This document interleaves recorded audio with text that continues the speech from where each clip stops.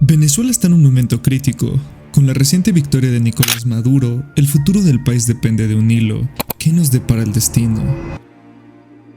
Hoy explicaremos el posible camino que podría tomar Venezuela tras este controvertido triunfo. Antes de las elecciones, Venezuela vivía en un estado de incertidumbre. Millones de venezolanos esperaban con ansias el resultado, con la esperanza de un cambio. Las calles bullían con debates y manifestaciones, reflejando un país dividido y ansioso por un futuro mejor. El anuncio llegó poco después de la medianoche. Nicolás Maduro ganó las elecciones con un 51.20% de los votos. Este resultado, contrario a la mayoría de las encuestas, fue un llamado a la acción para todos los venezolanos.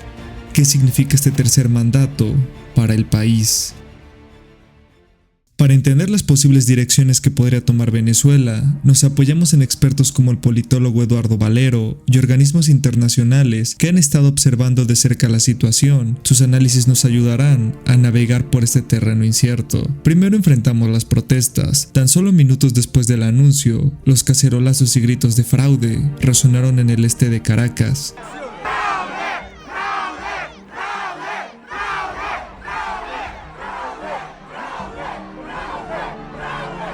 Enfrentamos también el no reconocimiento y las posibles sanciones internacionales. Líderes mundiales, como Luis Ignacio Lula da Silva, han advertido a Maduro sobre la necesidad de respetar los resultados. Las sanciones podrían agravar la ya precaria situación económica del país.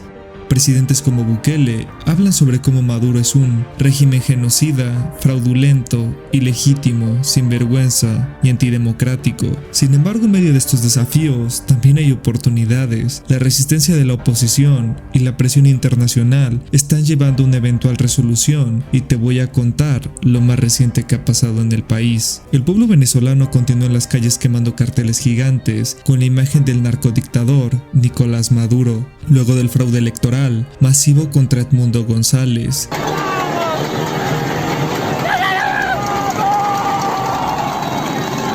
Las personas se unen y comienzan a destruir estatuas de Chávez. No es solo un estado, es todo el país unido en contra del secuestro nacional.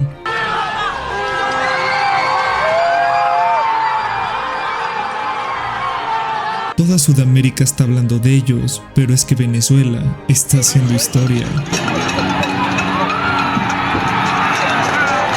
Como en cualquier rebelión hay pérdidas, pero lo que es inhumano es como un líder puede mandar a su ejército a acabar con sus mismos habitantes.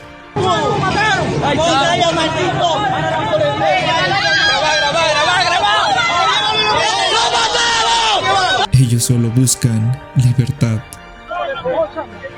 Este es el gobierno que usted quiere, maldito desgraciado.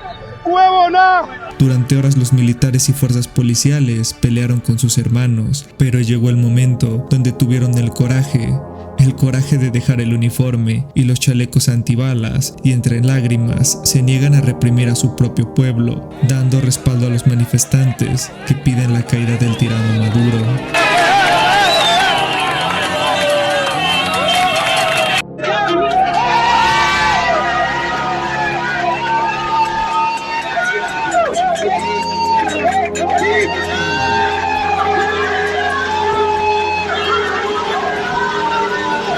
Finalmente, María Corina Machado rechaza reconocer como ganadora a Maduro. La líder de la oposición venezolana asegura contar con un 73% de las actas transmitidas por el Consejo Electoral que certificarían un triunfo de Edmundo González.